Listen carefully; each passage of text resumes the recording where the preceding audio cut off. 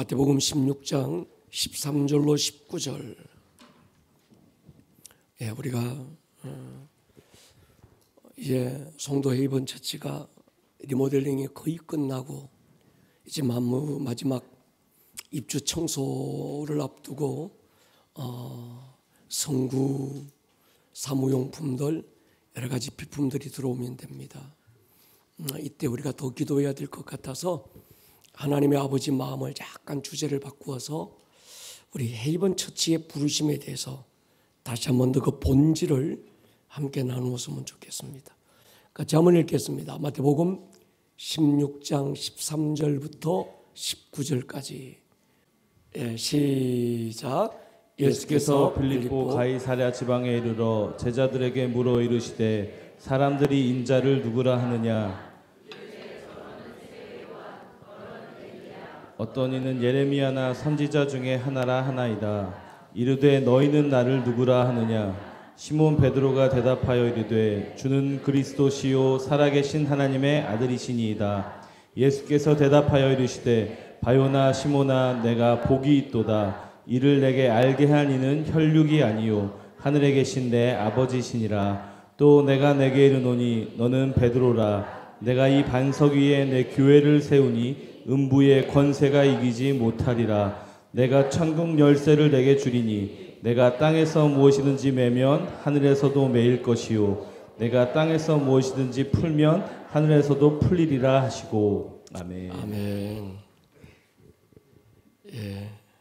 이 교회가 세워지고 교회 본질에 대해서 나눌 때 이 어둠이 또 그만한 무게의 역풍으로 참 많이 불고 있다는 게 느껴져요.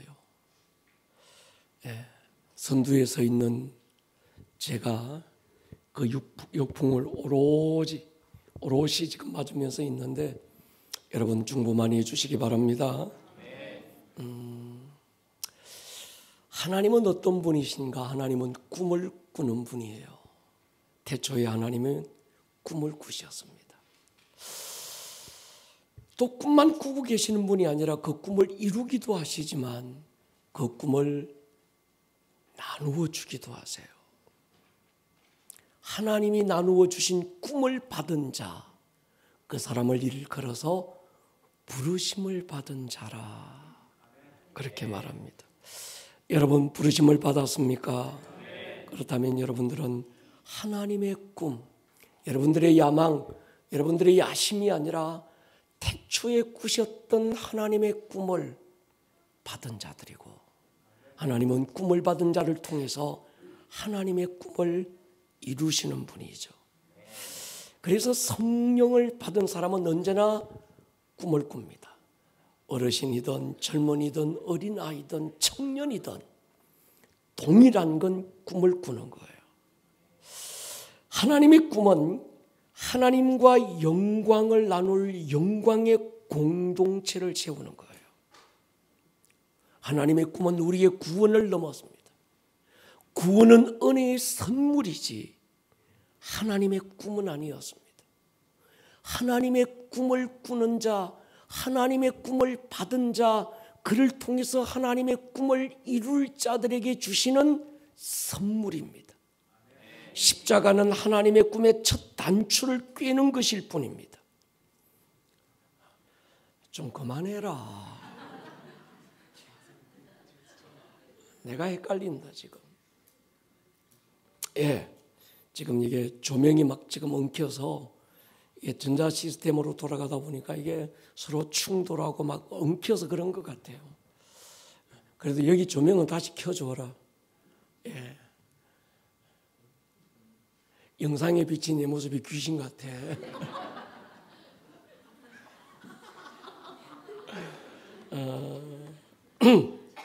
어디까지 얘기했어요?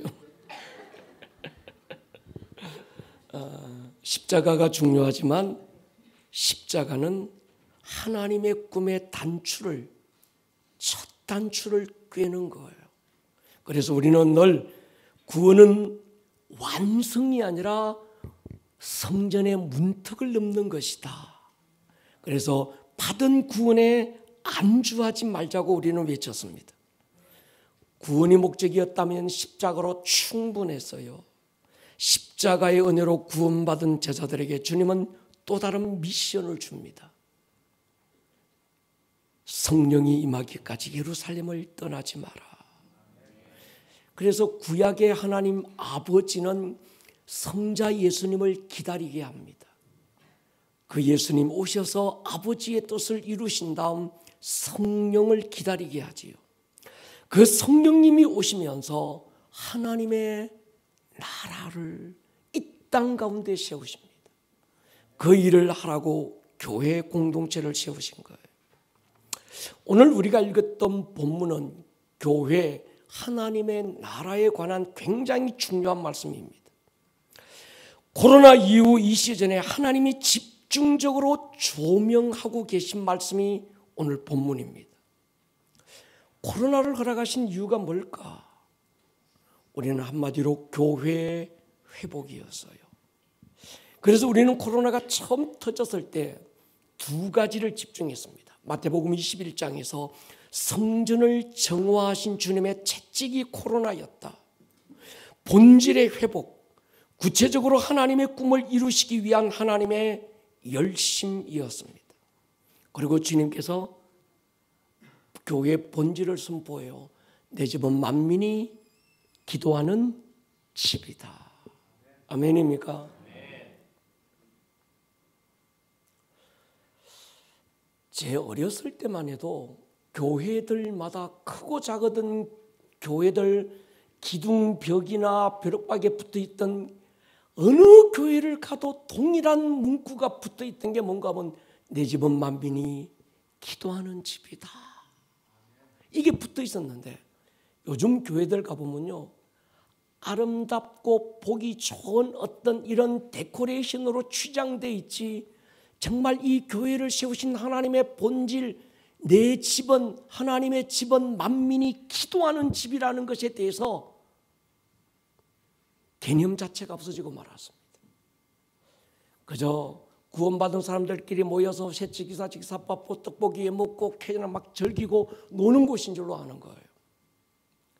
또 하나 요한복음 15장, 주님의 나무에 연합되고 포도나무에 연합되어 있지만 열매 없는 가지를 찍어내시는 하나님의 가지치기가 코로나였다고 우리는 결론을 내렸습니다. 코로나의 목적은 심판이 아니고 박살내버리는 것이 아니었습니다. 부흥이었습니다. 열매 맺는 가지를 깨끗하게 해서 더 많은 열매를 맺게 하시는 하나님의 가지치기, 본질을 잃어버린 교회를 채찍질해서 다시 본질을 회복시키기 위한 하나님의 열심, 그 부흥이 코로나를 허락하신 하나님의 목적이었다고 우리는 외쳤습니다. 농부는 봄에 꽃이 필 때쯤에는 가지치기를 해요. 과일마다 특정한 모양새를 따로 가지고 있습니다. 배나무들을 자세히 보면 모든 배나무들은 배나무만 가지고 있는 특정한 어떤 모양, 꼴을 가지고 있습니다. 살구, 복숭아, 자두. 그래서 제가 중학교 때 농업을 배웠는데 그 농업 선생님이 굉장히 재미있게 가르쳐 주신 게 있어요. 이 꼴도 개심자연형이 있고 주간형, 뭐 여러 가지 형이 있는데 이분이 그렇게 가르쳐 주신 게 아직 안 잊어버려요. 개심자연 꼴, 복받고 살자. 복숭아 자두 살고 이건 개심자연 꼴. 뭐 이렇게 가르쳐 주신 거예요. 주간형은 밤, 사과, 앵두 이런 건 주간형이었습니다. 여러분, 나무마다 그 나무의 특성에 맞는 어떤 나무의 형, 꼴을 잡아주는 건 굉장히 중요합니다. 그래서 농부는 그 나무의 특성을 알고 그 나무가 가장 좋은 열매를 맺을 수 있는 환경을 만들어주는데 그게 가지치기예요. 봄이 지나가고 여름이 익을 때쯤 되면 농부는 또 중요한 작업을 합니다. 적과라는 걸 해요. 적과는 맺어 있는 열매를 따주는 겁니다. 이 적과가 아깝다고 하지 않으면 상품이 못 되는 거지요. 많은 맺어진 열매 가운데서 대부분 하나 두 개 남겨두고 막 따내는 이유는 그저 낭비해 버리는 것이 아니라 최고의 극상품을 만들어내기 위함입니다. 그래서 예수님께서 요한복음 15장에서 열매 없는 가지를 찍어내겠다. 이 말은 뭔가 하면 심판이 아니라 최고의 상품을 만들어 보겠다는 겁니다. 코로나가 처음 터졌을 때 우리가 처음 외친 것은 부흥이었습니다. 코로나가 터지면서 하나님이 처음 열어주신 말씀이 하박국이었어요. 우리는 그 하박국을 통해서 하나님의 부흥을 외치기 시작했습니다.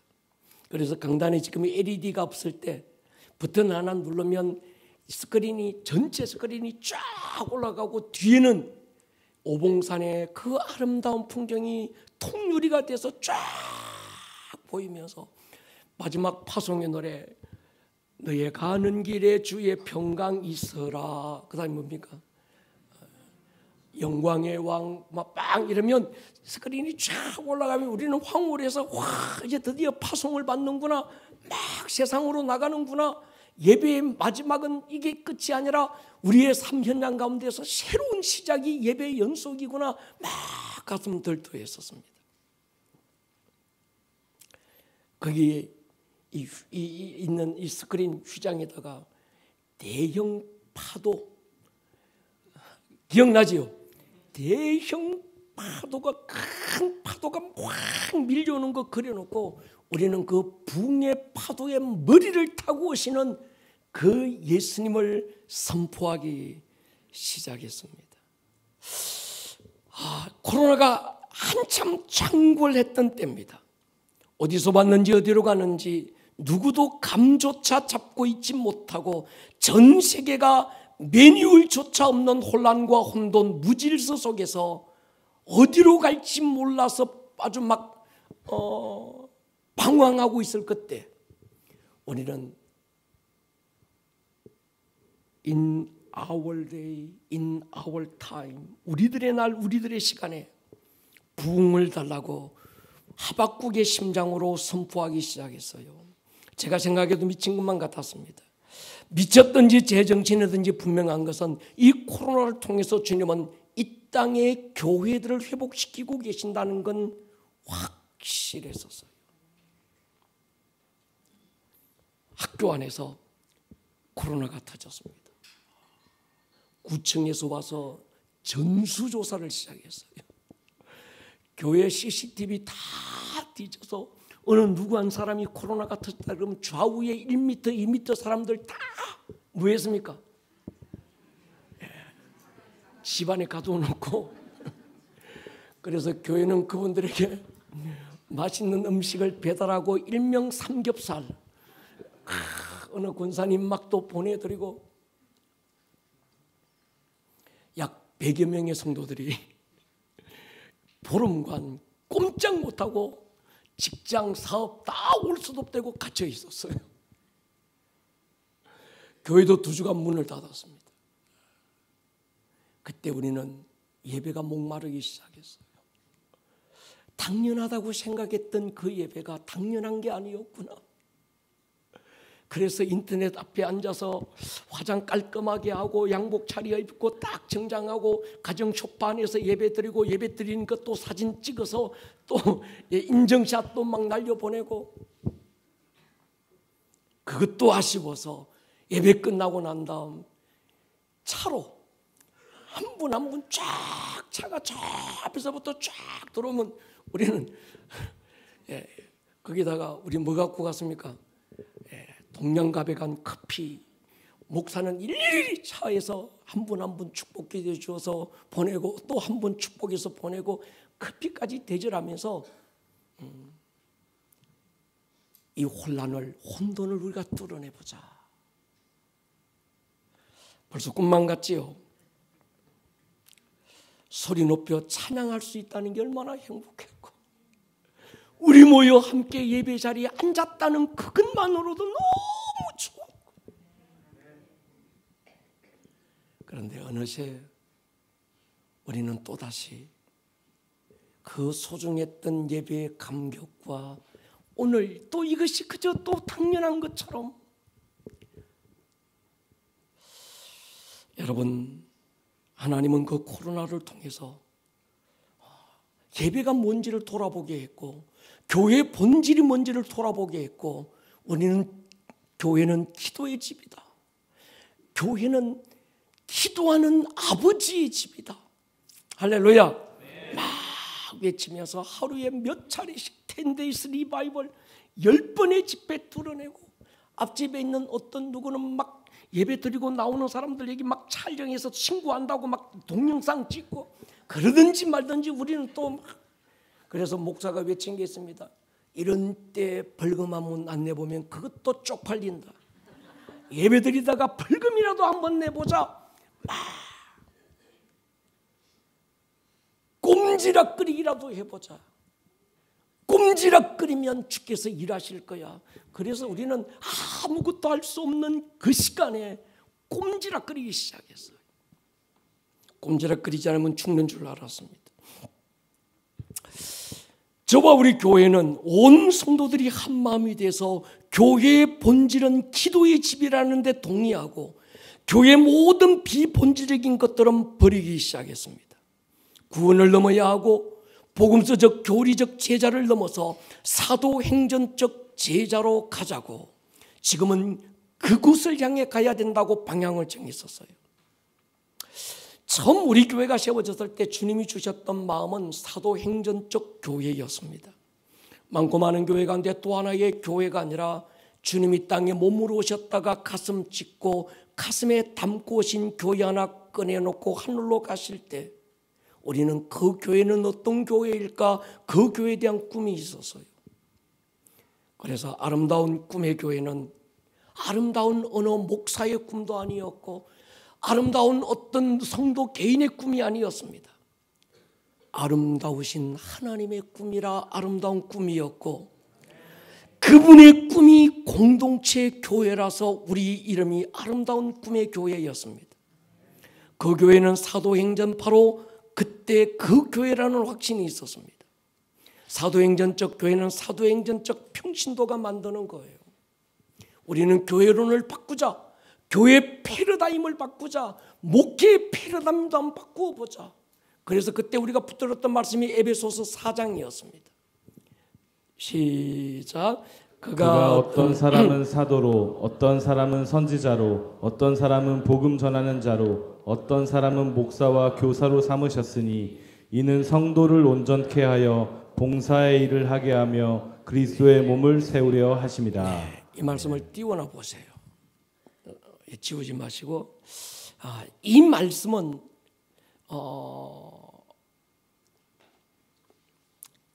옥하는 목사님이 살아생전에 칼셈이라는 걸 하셨어요. 약 450명, 한 기수에 450명의 목사님들만 초청해서 어디입니까? 안성에 있는 사랑의 교회 수양관에서 칼 세미나를 자주 하셨어요. 근데 딱 모집합니다. 오픈하면 1, 2분 만에 끝났어요. 그 옥하는 목사님의 제자 훈련의 가장 기본이 되는 그분의 목회 철학, 교회론의 가장 핵심이 되는 말씀이 에베소 4장 오늘 이 11, 12절이었습니다. 그분은 칼세미나 월요일부터 금요일까지인데 내내 이 말씀만 하세요. 이거예요. 어떤 사람은 사도, 어떤 사람은 선지자, 어떤 사람은 복음 전하는 자, 어떤 사람은 목사와 교사로 삼았다. 어떤 사람을 한마디로 일축하면 목회자 그 말입니다. 목회자지만 어떤 부르심을 받은 사람이냐에 따라서 나누어졌는데 다 목회자들인데, 하나님께서 이 목회자를 부르고 어떤 사람을 교사로, 어떤 사람은 목사로, 복음 전하는 전도자로, 선지자로, 사도로 하나님이 세우신 이유가 있다는 거예요. 그게 뭔가 하면 이 사람들의 하나님께서 세우신 목적은 성도를 온전하게 해서 그 다음에 온전하게 된 이 성도들에게 봉사의 일을 하게 하고 그리스도의 몸, 교회를 세우게 하려고 합니다. 아멘입니까? 여러분, 목회자가 하는 일이 뭔가 하면 목회자는 성도를 온전하게 하는 자, 온전이라는 말은 완벽하게 만든다는 얘기가 아니고 훈련하고 교육하고 다듬어서 이 사람들을 잘 훈련시키고 교육하는 목적이 뭡니까? 이 사람들로 하여금 뭐하게 하고요? 봉사의 일을 하게 하고 또 결정적으로 그리스도의 몸인 교회를 세우게 하려고. 그러니까 목사는 뭐하는 사람들입니까? 평신도들을 훈련하는 사람이고, 훈련된 평신도가 하는 일은 뭡니까? 그리스도의 몸인 교회를 세우는 거예요. 여러분, 그래서 우리는 교회는 목사가 세우는 게 아니다. 교회는 훈련된 평신도들이 세우는 것이라고 소리를 외쳤습니다. 이것이 옥하는 목사님의 평신도를 깨운다는 제자도의 핵심이었어요. 그래서 우리는 모든 패러다임을 바꾸자. 그래서 운동장에는 세 종류의 사람들이 있는데 감독이 있고 선수가 있고 관중이 있습니다. 감독은 목회자다. 코치 스텝. 선수가 누굽니까? 선수는 훈련받은 평신도들. 관중이 누굽니까? 세상 밖에 있는, 교회 밖에 있는 세상 사람들. 이것이 성경이 말하고 있는 교회 패러다임이고 목회적 구조라고 외쳤습니다. 그런데 전통교회 목회, 교회 패러다임은 뛰고 달리는 선수는 목회자들이고 그저 벤치 워머가 돼서 관중석에 앉아있는, 그래서 잘하는 사람들은 잘한다 박수 쳐주고 못 뛰는 사람들은 야유하고 막 소리치는, 그것으로 스스로 희열을 느끼고 만족을 느끼는 그건 평신도인 줄 알았어요. 여러분, 아닙니다. 에베소서는 교회론을 말하는데 성경이 말하는 에베소서의 교회론의 패러다임은 한 가지입니다. 목회자는 감독이고 코치고. 여러분, 세계적인 축구 감독이 지가 축구 잘 차는 사람 없어요. 히딩크 보세요. 뭐 엉덩이 이만큼 빵빵해가지고 공 차면 얼마나 뛰겠어요. 이 감독이 하는 일은 뭔가 하면 뛰게 만드는 사람, 훈련하는 사람인 거예요. 실제 뛰고 달리는 어떤 이 관중, 이 운동장에서 뛰고 달리고 그래서 상을 받는 사람들은 누군가 하면 성도들이어야 되는 거죠. 세상 사람들이 벤치 워머가 돼서 예수 믿는 사람들 어떻게 잘 뛰는지, 저들은 저런 상황에서 어떻게 넘어졌다 다시 일어서는지, 저런 한계 상황에서도 한계를 뚫고 달려가는 성도들의 삶의 모습을 통해서 하나님 살아계신 걸 보여주는 것이죠. 아멘입니까? 이게 전통교회 패러다임은 목회자가 선수인 줄 알았어요. 그래서 담임 목사의 목회 팀 리더십은 소수의 신학교육을 받은 부목사님들이고 그저 또 교구를 맡고 그 부목사님들 돕는 전도사님인 줄 알았습니다. 그래서 우리는 과감하게 바꾸면서 평신도 사역에 뛰어들기 시작했어요. 그래서 평신도들에게 당신이 목자가 되라. 우리 교회 목자는 아름다운 꿈의 교회 평신도 부목사들이다. 막 이러면서 우리는 훈련을 받고 달려왔었습니다.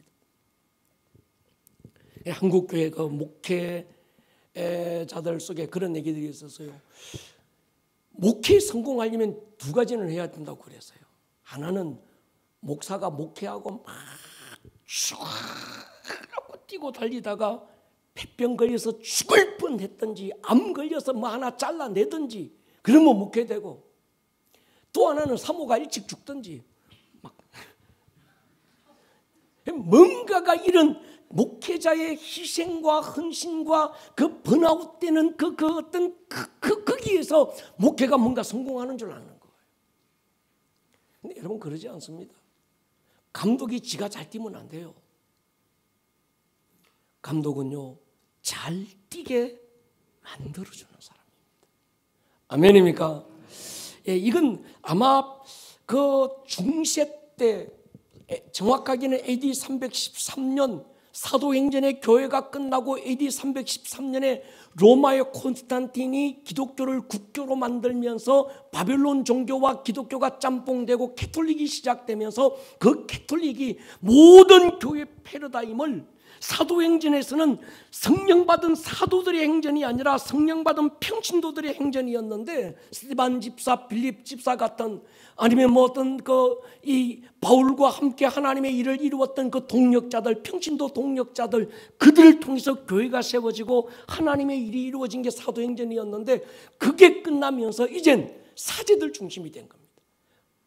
사도행전의 그 평신도들 팔다리 꺾고 날개 축지 꺾어 놓고 평신도가 아니라 병신도 뛰어넘어서 덩신도로 만들어서 사제들이 신년으로 하도록 만든 거예요.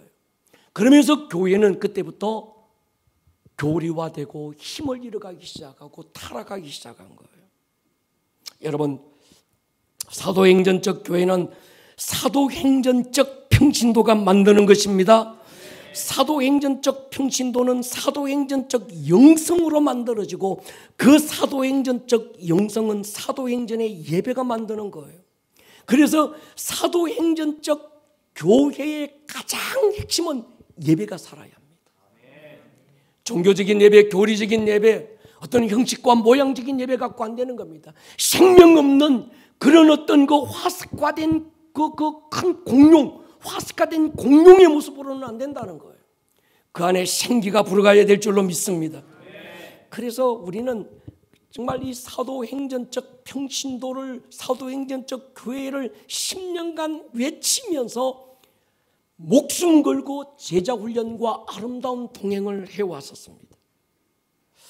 사도행전적 평신도, 어디서나 흔하게 찾아볼 수 있는 싸구려 평신도를 거부했습니다. 우리는 또 한 번의 종교적 문화적인 예배를 거부했습니다. 한 번의 예배에 목숨을 걸기 시작했어요. 사도행전 16장 바울과 실라가 빌립보 감옥에서 드렸던 그때 그네들의 예배를 갈망했습니다. 그들의 찬양 한마디에 옥문이 터졌고, 그들의 기도 선포 하나에 결박이 풀어지고 착고가 끌려지는 예배, 하늘이 진동하고 땅이 흔들리는 그런 살아있는 예배를 우리는 갈망해 왔었습니다.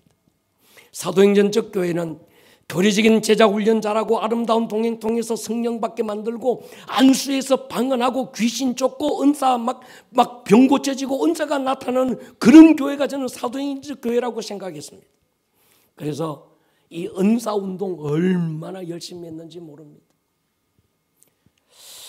왜냐고 하면 당시에 그런 교회를 찾아보기도 쉽지 않았기 때문입니다.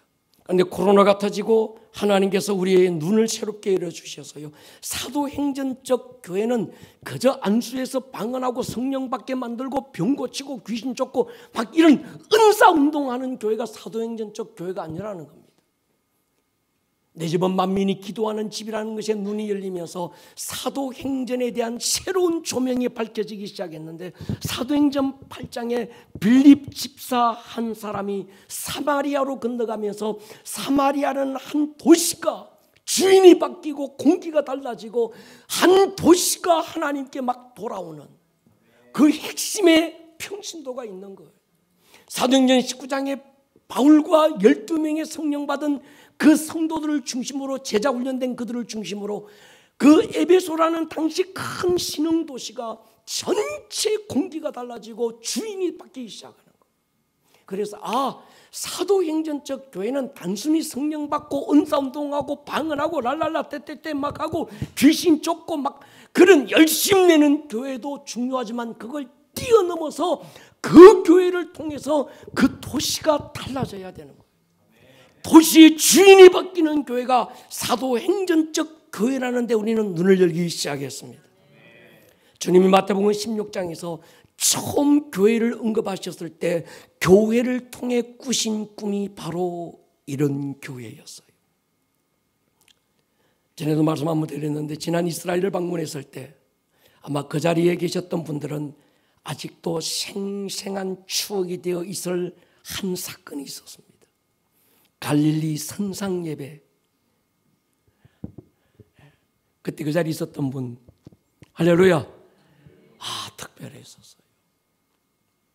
우리는 갈릴리 그 넓은 바다에 배를 타고 바다 한가운데로 갔어요.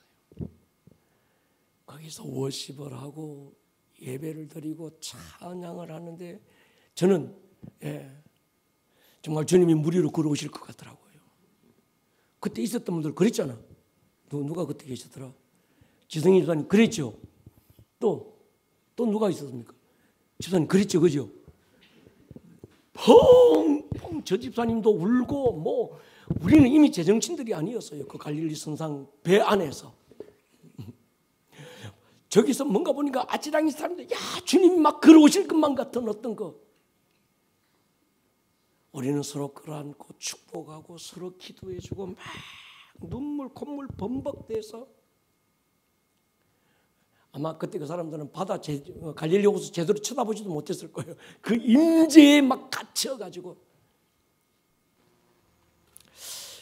그런 경험을 하고 우리는 버스를 타고 가이사랴 빌립보로 북쪽으로 올라가기 시작했습니다. 그때 주님이 제게 감동을 주셔서요. 내 종아, 가이사랴 빌립보에 가면 내가 네게 물어볼 게 있어. 대충 감이 잡히더만요. 아마도 베드로에게 물으셨던 것처럼 내 종아, 넌 나를 누구라고 하느냐? 너에게 나는 누구냐?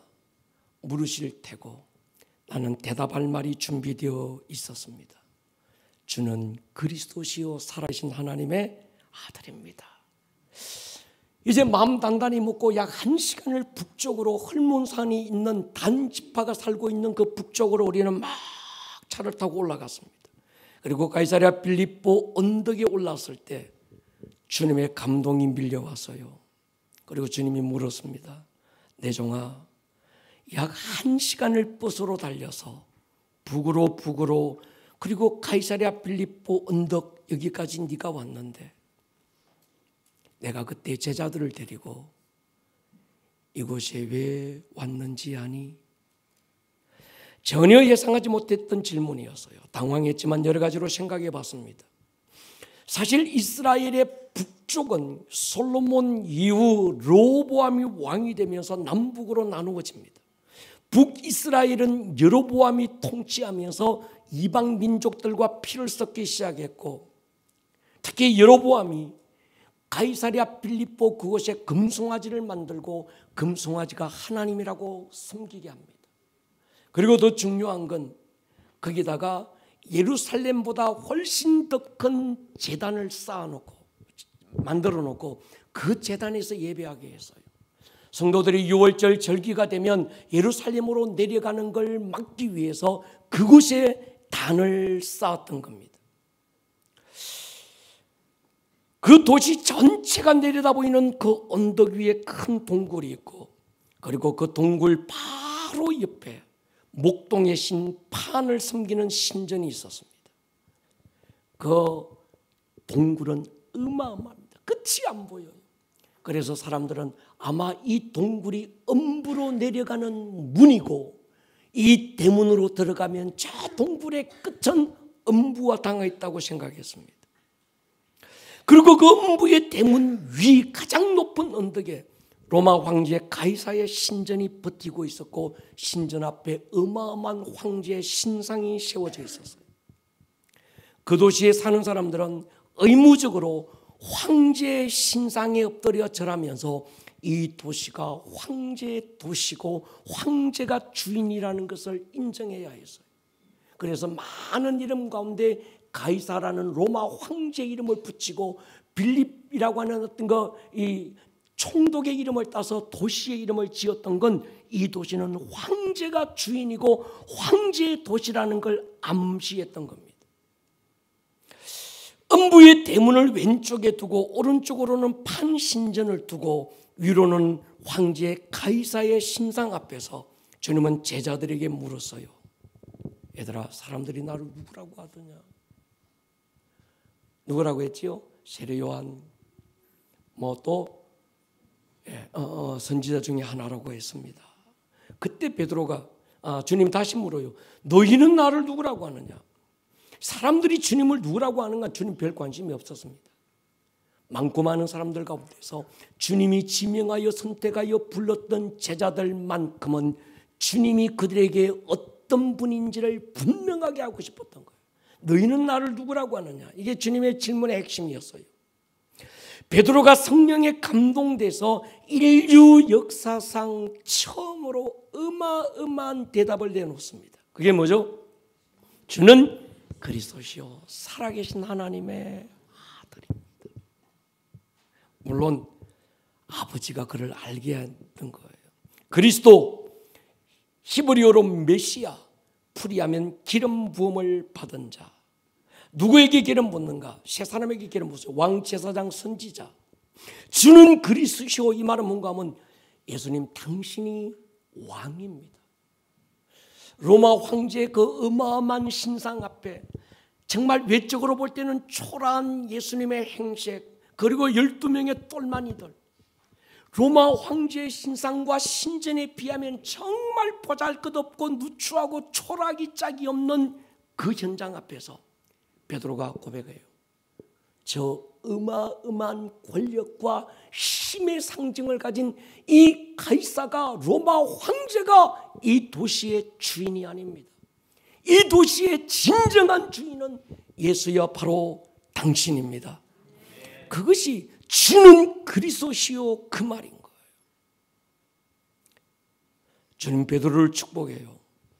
내가 네 위에 내 교회를 세울 것이다. 그 교회는 두 가지 일을 할 거야. 예배와 기도를 통해서 하늘의 문을 열 거야. 그리고 예수의 이름으로 엄부의 아가리를 찢고 박살낼 거야. 하늘과 땅 아래 엄청난 진동을 일으키는 교회를 세우겠다고 말했습니다. 우리는 베드로의 신앙 고백을 통해서 조명하는 것은 구원을 조명해요. 당신에게 신앙 고백이 있습니까? 예수가 당신에게 누굽니까? 그가 그리스도요 살아계신 하나님의 아들이라는 신앙의 고백이 있습니까? 그러면 당신은 구원받은 증거가 됩니다. 그런데 주님은 어디에도 구원의 증거를 말씀하지 않았어요. 베드로야, 너 구원받았어야. 너 이 고백을 해서 너 구원받은 거야. 분명한 거야. 확실한 거야. 말씀하지 않았어요. 주님은 교회를 얘기하신 거예요. 우리가 집중해야 될 건 뭔가 하면 구원이 아니라 교회여야 되는 것이지요. 시편 133편 배경이 되는 곳이 바로 이 자리입니다.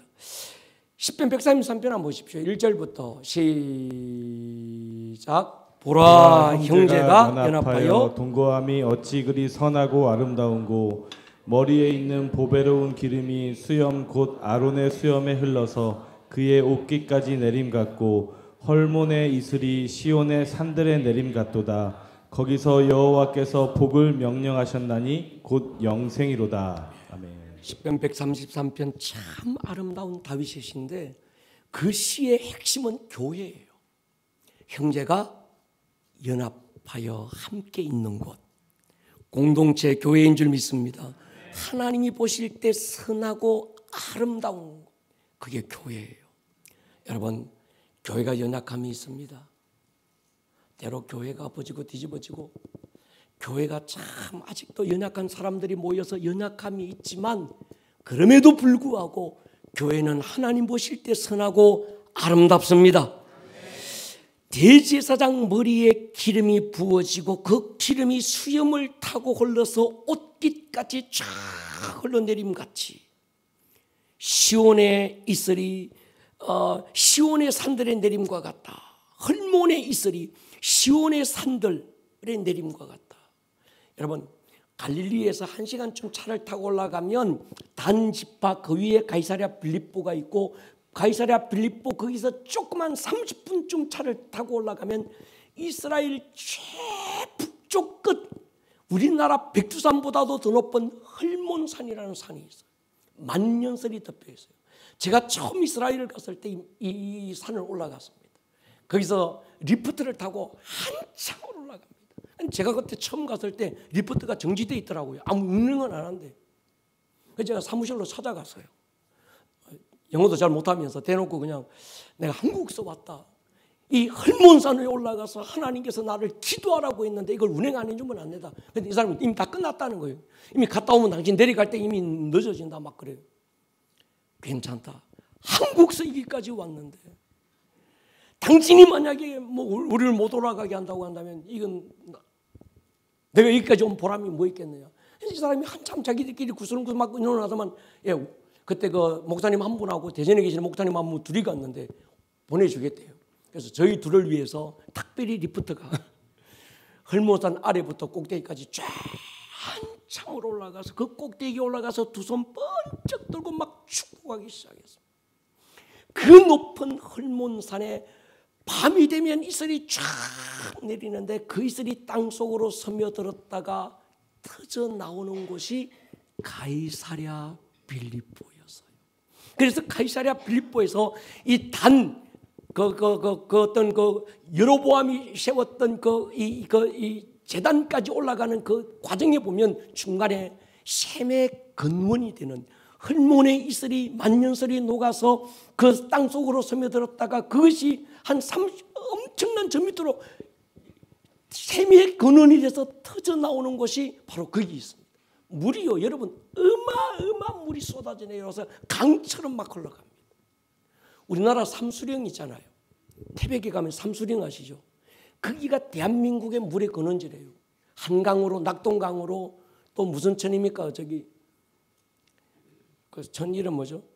50천으로 거기서 물의 근원이 돼서 강의 발원지가 되는 거죠. 이곳 가이사랴 빌립보에서 시작된 물이 요단강의 발원지가 되고 요단강을 따라 갈릴리로 다시 요단강을 따라서 사해로 흘러가서 온 시온 이스라엘의 산과 들에 이 물이 뿌려지는 거예요. 어디서? 헐몬에서 그 이슬이 내려져서. 그곳이 어딘가? 형제가 연합하여 동거하는 곳. 교회인 줄 믿습니다. 여러분, 교회는 이런 곳입니다. 교회가 크든 작든 머리가 예수님인 줄 믿습니까?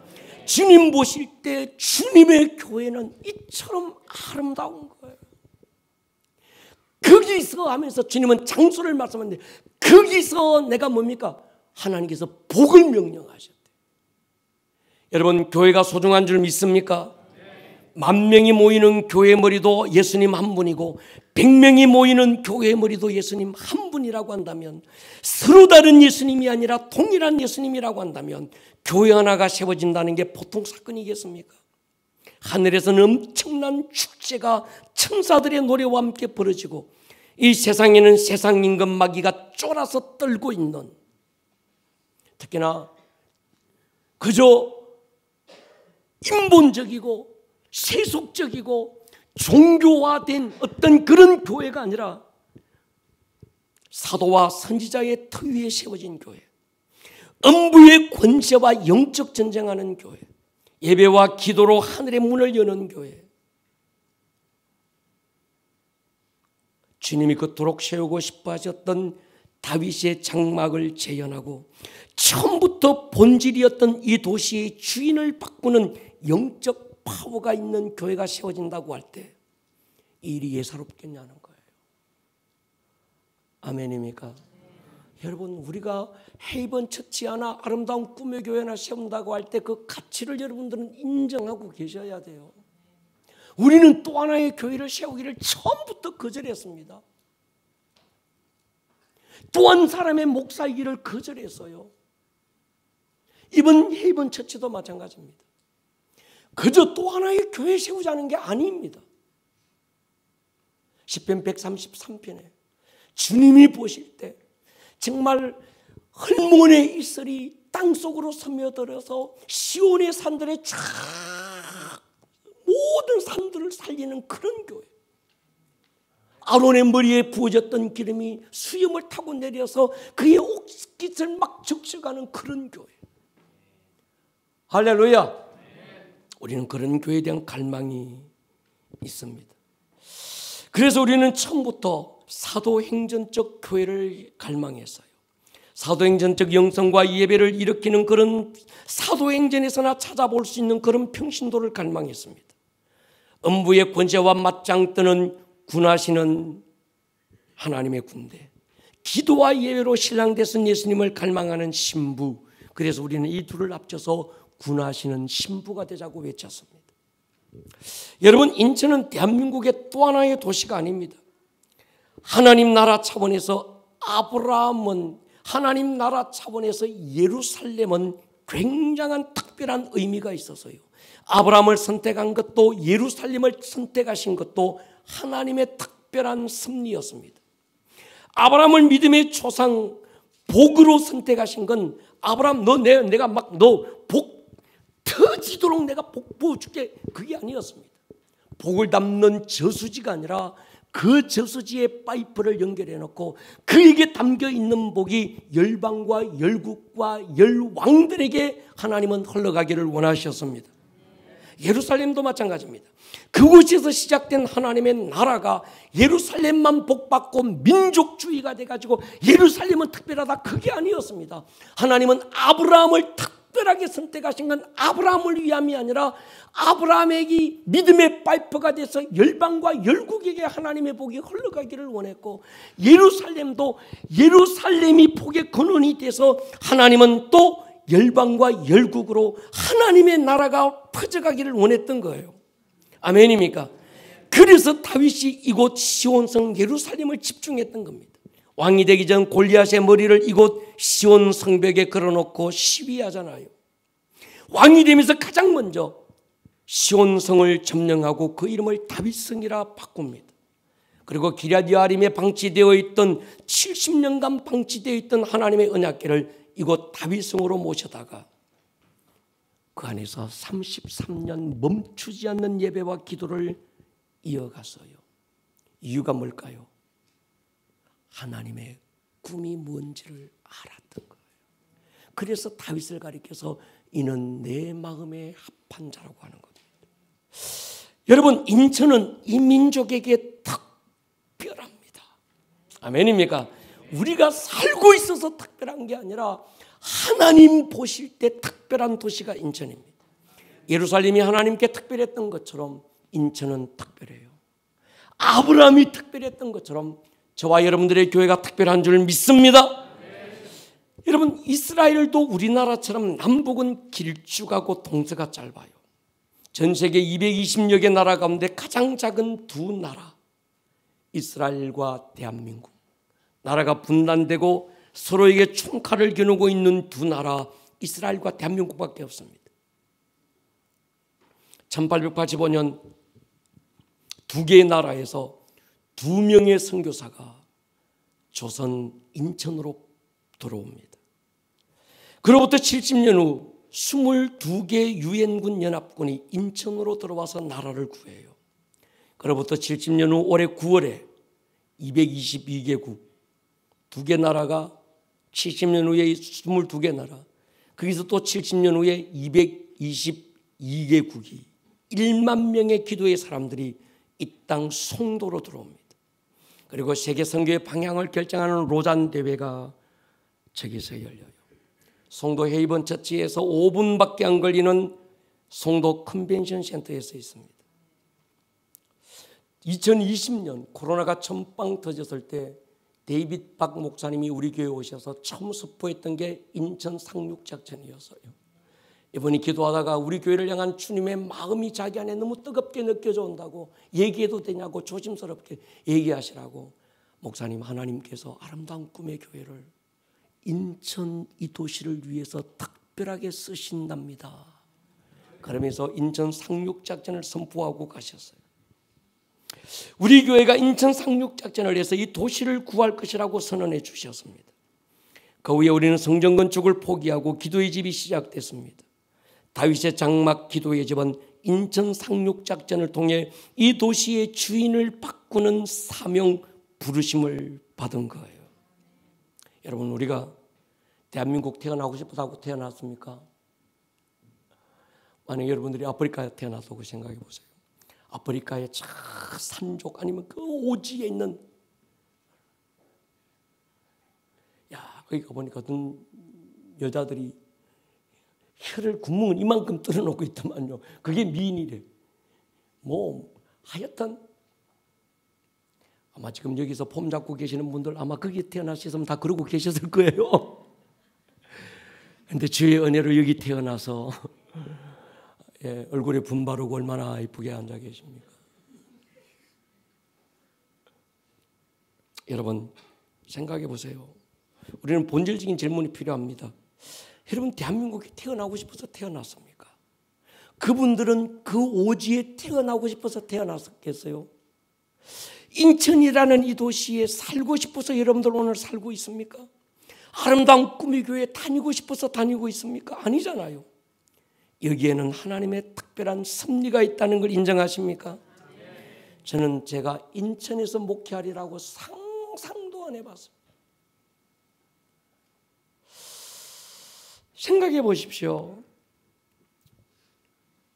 이곳 대한민국에서 태어나서 살고 있다는 게 감사하고, 조선시대가 아니라 21세기 지금 태어났다는 게 감사하고. 감사가 됩니까? 그런데 이건요, 감사로 끝날 일이 아니에요. 감사에는, 감사가 진짜 감사가 되려면 그 감사 안에 배인 부르심을 볼 수 있어야 돼요. 그걸 알 때 감사가 되는 거예요. 아니면요, 가짜 감사입니다. 진짜 감사는 야, 주님 은혜 감사구나, 할렐루야, 이게 감사가 아닙니다. 진짜 감사는요, 하나님이 내게 주신 것이 특권이 아니라 책임이라는 데 눈이 열려야 되는 거예요. 아멘입니까? 여러분, 그렇다면 책임이 도대체 뭡니까? 이 시대 이곳에서 살고 있는 데 대한 이유가 있지 않겠어요? 오늘 대한민국 인천에서 여러분들이 살고 있고 아름다운 꿈의 교회, 이기의 한 공동체가 되어 하나님 앞에 부름받은 이유가 있지 않겠어요? 감사하다, 특권이다, 오지에서 태어나서 막 죽을 뻔하고 조선시대 태어나서 막 천덕꾸리기로 그렇게 막 살 수도 있었는데, 하나님께서 오늘 이 시대 태어나게 하고 여기서 살게 해주시고 감사하다, 이것만이 아니라 왜 하나님께서 내 선택이 아님에도 불구하고 나를 하나님께서 이 시대에 오늘 대한민국 인천에 태어나서 또 살게 하시는 이유가 뭘까? 이 본질적인 질문이 우리에게 있어야 합니다. 그 이유가 하나님께서 찾아야 될 줄로 믿습니다. 1996년도였어요. 1996년도 하반기에 인천시에서 송도 개발이라는 엄청난 프로젝트를 발표했습니다. 그때 당시 송도를 개발한다, 어떤 식으로 개발될 건지 누구도 그림도 없었습니다. 그런데 그 뉴스 딱 보는 순간에 제 가슴이 막 뛰기 시작하면서 지금 개발되어 있는 송도에 대한 그림이 쫙 그려지기 시작했어요. 가슴이 뛰기 시작했어요. 송도로 가야 돼. 제가 그때 30대 초반이었습니다. 제일 가까운 데가 어디냐? 연수동이래요. 연수동 우성일자 알파토 상가 3층을 얻어서 들어갔어요. 중간에 여러 가지 있는 상책약하고, 그리고 3층에서 교회가 부흥하기 시작했습니다. 그리고 2000년 뉴 밀레니엄 IMF가 빵 터지기 시작했어요. 갈 데가 없으니까 교회는 꽉 찼고 우성 1차 상가 지하 350평으로 내려가기 시작했습니다. 4년이 지나니까 교회가 부흥해서 어느 정도 꽉 찼어요. 그때 송도가 8년 만에 개발이 되기 시작했어요. 그리고 그때 종교부지로 지금 주사랑교회하고 제자교회가 붙어있는데 그 땅이 입찰이 나왔습니다. 가슴이 뛰기 시작했어요. 무조건 입찰 들어갔습니다. 근데 500만 원 때문에 떨어졌어요. 제가 기도하는데 하나님께서 일정 금액을 보여 대충 알게 하시, 요 정도 금액이면 될 것 같아. 모여있는 금액 보니까 10분의 1을 일단 해야 되는데 모자라서 아는 집사님한테 그 1,000만 원만 빌려달라고, 나중에 갚을 거라고. 빌려주겠다고 그래서 주일날 잘 얘기하고 월요일날 은행 문 열자마자 입금 지켜주겠대. 네. 입찰할 시간은 다가오고 그때부터 이분이 전화기를 끊어버렸어요. 결국 그냥 갔습니다. 500만 원이 부족해서 떨어졌어요. 그 상처와 배신감이 송도 쪽으로 쳐다보지도 않게 만들더라고요. 몇 년간, 20년간. 저도 대단합니다. 한 번 눈 돌리면 그냥 끊지. 딱 20년간. 중간에 최근까지 얼마 몇년까지도 성도에서 우리 교회를 세워달라고 예배를 드려달라고 사람들이 막 요청이 와도 성도 얘기도 꺼내지 마라 이랬었습니다. 여러분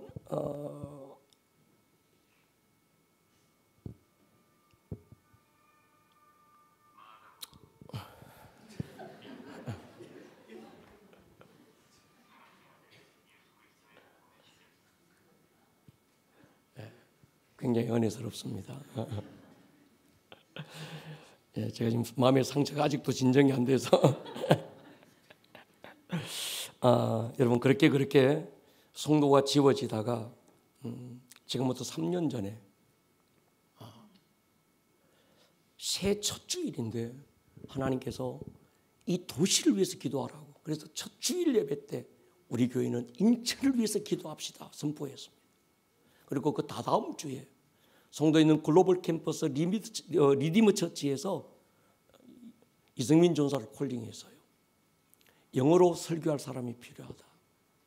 그때 이승민 전사가 갈 수 있는 상황이 아니었습니다. 기도 이제 바로 시작했지요. 청소년부, 교회 모든 예배 시스템 다 바꿔놨지요. 대학원 공부해야지요. 결혼 준비하고 뭐 엄청 정신 하나도 1인 막 4역 5역 막 하고 있을 텐데 또 성도에서 이렇게 오니까 제가 뭐라고 말을 못 하겠더라고요. 기도해 봐라. 그런데 기도해 보는데 하나님께서 자기를 콜링하는 것 같다. 때가 우리 교회가 인천의 도시를 위해서 선포하고 난 다음에 하나님께서 그걸 콜링하는 걸 보고 하나님이 콜링했구나. 그래서 순종하고 3년간 수요 예배와 주일 오후 예배를 거기 가서 섬겼습니다. 우리 교회는 교회 건축을 포기하고 이제 우리는 예배와 목숨에 걸자. 그리고 플랫폼 처치를 선포하고 기도하고 있었습니다. 어디에도 확정은 없었어요. 정확한 그림도 없었습니다. 그냥 선포만 하고 기도만 해와서요. 그분이 아시겠죠. 우리는 세발 자는 거 앞밖에 없는 거 타고 다닌다. 그러고 갑니다. 그런데 얼마 전에 작년 연말이죠. 연말쯤에 글로벌 캠퍼스에서 이 리디머 처치 그리고 글로벌 캠퍼스의 어떤 이 선교 방향을 아름다운 꿈의 교회에 입양하겠습니다. 그래서 5개 대학 총장이 서로 회의하고 합의해서 그걸 우리 교회에다 부탁을 하고 리디머 교회에서도 담임 목사님이 아름다운 꿈의 교회 리디머 처치를 맡아달라고 정식적으로 요청해 왔었어요. 중간에 몇 번 이러고저러 막 변덕스러운 일도 있었지만 우리가 만들어낸 게 아니라 거기서 콜링을 해서 그래서 우리는 기도하기 시작했습니다. 장로님을 보고 기도하십시다. 마드리드를 모여서 기도해 보십시다. 이것이 하나님의 뜻이고 하나님의 콜링이라면 우리가 해야 될 텐데 정말 하나님께서 여시는 길이라는 확신이 있을 때까지 기도해 보자. 한 달간 기도합시다. 기도가 난 다음에 장로님들도 우리 마드리드들도 다 이건 하나님이 하신 것 같습니다. 그래서 우리는 그러면 해보자. 이래가지고 헤이븐 처치의 시작이 거기서부터 시작이 됐어요.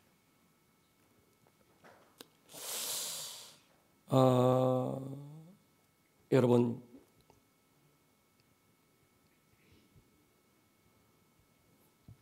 헤이븐 처치는 큰 두 날개가 있습니다. 하나는 교회입니다. 그리고 교회는 기도의 집인데 이곳은 국제도시이기 때문에 국제 기도의 집이 여기서 있을 거예요. 또 하나는 캠퍼스와 문화사역입니다.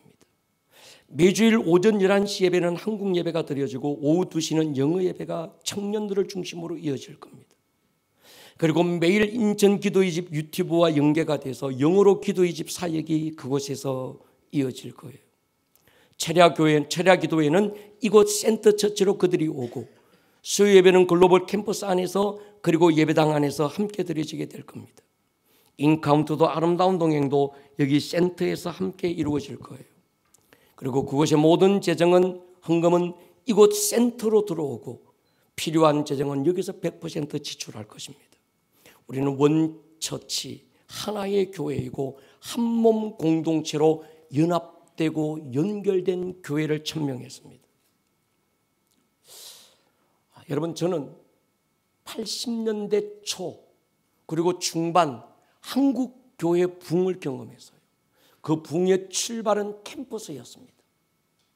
CCC, 조이, UBF. 여러분 대학 캠퍼스 가보면요 새내기들이 처음 입학식 하고 뭐 동아리 찾고 그럴 때 한 번 번쯤은 이 대학 캠퍼스 안에 다 활동을 해봤을 거예요. 그런데 여러분 2020년이 넘고 코로나 이후 그 전도 마찬가지지만 2000년 들어오면서 그때부터 한국 교회 안에 이 한국 캠퍼스 안에 기독교 동아리들이 사라지기 시작했어요. 지금은 95% 이상이 이단들로 판을 치고 있습니다. 그래서 교회 다니는 애들이 캠퍼스 안에서 어떤 활동을 못해요. 다 이단들이니까 누가 이단인지 모르겠다는 거예요. 캠퍼스는 이 청년 세대는 아비 세대와 다음 세대의 브릿지입니다. 이게 다리가 끊어지고 나니까 다음 세대는 그야말로 이 미전도 종족으로 지금 전락되게 되어 있는 거예요. 그럴 수밖에 없습니다. 제가 80년대 초 처음 제자훈련은요 교회에서 시작한 게 아니라 캠퍼스에서 나왔어요. 내비게이터. 제가 79년도, 80년도, 81년도 처음 교회에서 제자훈련이라는 걸 한번 해봤는데 그때 내비게이터에서 나온 제자훈련, 야 이게 신기하더라고요. 어떻게 이렇게 참 기가 막히게 이렇게 주제를 잡아서 만들 수 있었을까? 저는 우리의 다음 세대가 사는 길은 캠퍼스를 살리는 거예요. 아멘입니까? 여러분, 그래서 우리는 저 캠퍼스, 청년들이 살아야 저들을 통해서 또 그 다음 세대들이 또 살아나는 거예요. 우리가 이 일에 한번 목숨을 걸어보자. 그래서 이 헤이븐 처치가 시작이 됐습니다. 이제 거의 모든 어떤 이 안에 리모델링은 다 끝나고 이제 하나하나 지금 그 음향 조명 이 공사가 진행되고 있는데 저는 기대가 큽니다. 그곳에 이성민 전사가 3년 전부터 아마 지금도 오늘 그 글로벌 캠퍼스에 그 애들이 60-70명이 지금 그 아까 전에 영상을 보내왔는데 보니까 뜨겁게 기도하고 찬양하고 있더라고요. 강화도에 있는 어느 그 기도원 가서 거기서 지금 애들이 MT를 1박 2일로 하고 있습니다. 거기 이성민 전사가 가 있는데 3년 전부터 3년간 꾸준히 그들을 양육하고 섬기고 해왔던 결실이 이제 헤이븐이라고 하는 안식처, 피난처, 어떤 그 교회 안에서 이들이 어떤 자기들의 이 아지트처럼 만들어져서 거기서 이 아이들이 살아나는 걸 보고 이 아이들은 또 특별하게 연대나 뭐 가톨릭이나 인천대나 이게 아니라 어떤 글로벌 캠퍼스 애들은 또 3년 정도 공부하고 나면 자기들의 또 나라로 또 돌아갑니다. 공부가 끝나면. 그것이 선교사로도 파송이 되고 그들을 살리는 게 우리 이 헤이븐 처치의 또 하나의 비전이기도 하다는 거죠. 이건요. 우리의 다음 세대를 살리는 길이기도 하지만 세계 선교의 또 하나의 방향이 될 거예요. 여러분 중국 대련 우리 갔다 오신 분 있잖아요. 그 대련 아프리카의 수많은 그 애들이 대련에 모여서 중국에서 그들이 공부할 때 그 선교사님 한 분이 오셔서 거기서 그 아이들을 양육하고 복음을 해서 그들이 또 그 나라로 아프리카 전역으로 또 돌아가서 거기서 또 자기들 나라를 세워나가는 엘리트들로 우리가 많이 보아왔잖아요. 똑같은 역사가 또 일어나게 될 겁니다. 여러분, 전 하나님께서 이성민 전사를 파송한다고 했을 때 제일 힘들었던 사람이 아비 된 저였어요. 그냥 안 보내고 싶었어요. 그냥 아직 배워야 될 것도 많고 다듬어지고 만들어져야 될 것도 많고 아직 전도사고 이제 대학원 갓 올 2월 달에 졸업하고 미국서 공부하다가 여기저기 막 힘들게 뭐 정신없이 와다가 조금 이제 숨 돌리겠구나 싶은데 하나님께서 또 새로운 길을 여셨을 때 제가 참 힘들더라고요. 주님께 몇 번 되물었습니다. 주님 지금입니까? 좀 더 있다가 안 되겠습니까? 그런데 하나님께서 지금이야. 왜요? 제가 걸어왔던 길이잖아요. 얼마나 힘들다는 거 제가 너무 잘 압니다. 그래서 주님 앞에 몇 번 저항도 해봤습니다. 주님, 다른 사람 보내면 안 될까요? 나중에 가면 안 될까요? 근데 하나님께서 끝없이 지금이야. 저는 생각도 안 했는데 길이 막 저절로 막 만들어져 버려. 그냥 몰려가듯이 지금 가고 있는 거예요. 그냥 여기까지 와버린 겁니다.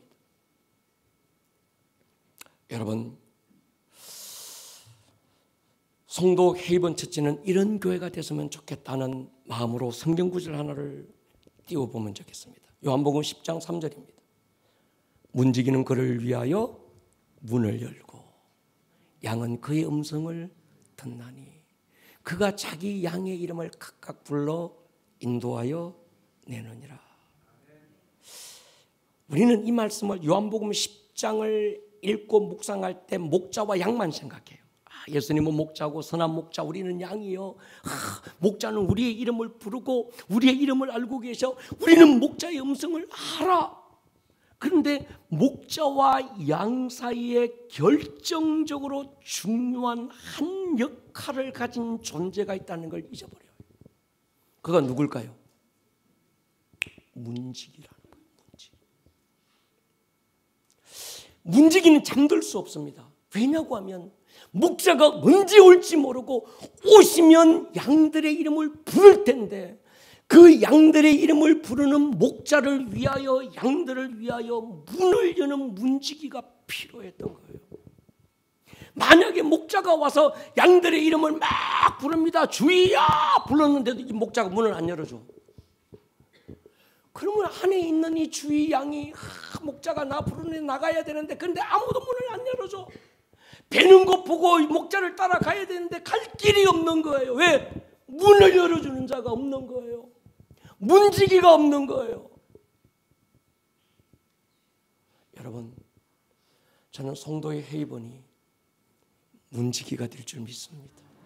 하늘의 문이 열리고 바닥의 문이 열리는 이 도시 인천에서 국제도시라고 하는 정말 하나님께서 하이라이트하고 계시고 굉장히 주님이 집중해서 보고 계시는 영적 거점이 되는 저곳에서 이제 문을 여는 역할을 했으면 좋겠어요. 주를 위하여, 목자를 위하여 문을 열고 양들을 위하여 문을 열고 다시 오실 주님 그분을 위하여 문을 여는 교회 헤이번이 됐으면 좋겠습니다. 저는 그곳에서 크고 놀라운 일을 행하시는 주님의 역사를 보게 될 줄로 믿습니다. 중요한 건 우리의 기도가 필요합니다. 여러분 같이 기도해 주시기를 바랍니다. 우리 한번 이 시간 기도했으면 좋겠어요. 시간이 많이 지났지만 여러분 우리 한번 기도하십시다. 주님,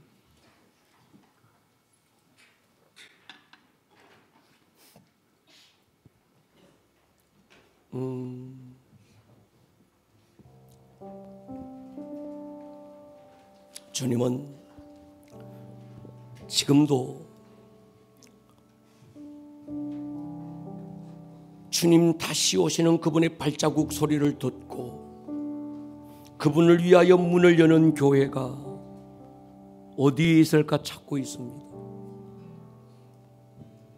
양들을 위하여 문을 여는 문지기를 내가 어디에 가면 만날 수 있을까? 주님은 찾고 있다고 저는 믿습니다.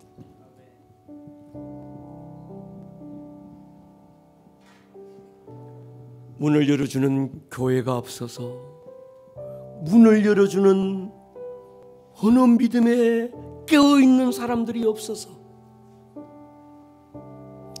문 밖에서 두드리고 계시는 그 주님, 양들은 안타까워 목이 말라 아우성 치고 있는 이 영적 현장 앞에서 주님, 주를 위하여 양들을 위하여 문을 여는 문지기 같은 교회가 되게 하여 주십시오. 아멘.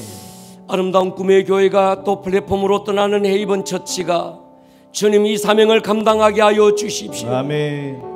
대한민국의 하늘과 바닥의 문을 여는 이 도시 인천에서 주를 위하여 양들을 위하여 문을 여는 교회가 주님 저곳에 세워지고 있습니다. 아멘. 주님이 역사하여 주옵소서. 아멘. 우리 자리에서 한번 일어나십시다.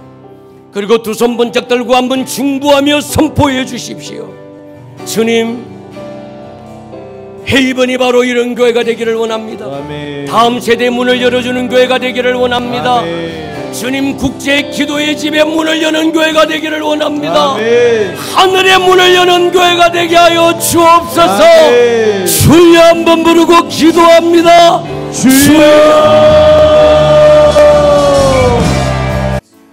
오늘 들었던 이 말씀이 듣는 말씀에서 끝나지 않고 여러분들의 삶에 살아내는 말씀으로 생명력 있는 말씀이 될 수 있기를 주님의 이름으로 다시 한번 축복합니다. 온 하늘